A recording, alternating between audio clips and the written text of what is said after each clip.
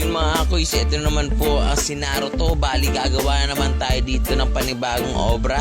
Bali pumunta po itong client natin dito, matagal na po ito nagpa-schedule, kaya nagkaroon po tayo ng time para may schedule shot. Ito na nga po, nilapat na po ni Naruto ang kanyang design dito.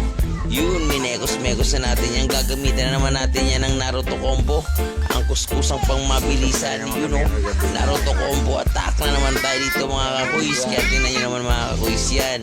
Punas-punas na tayo dyan. At eto ang aming finish na ito mga kakuis. You know, kitang-kitang design. At syempre picture kami na napaka-solid nating boss dyan. Maraming salamat sa'yo.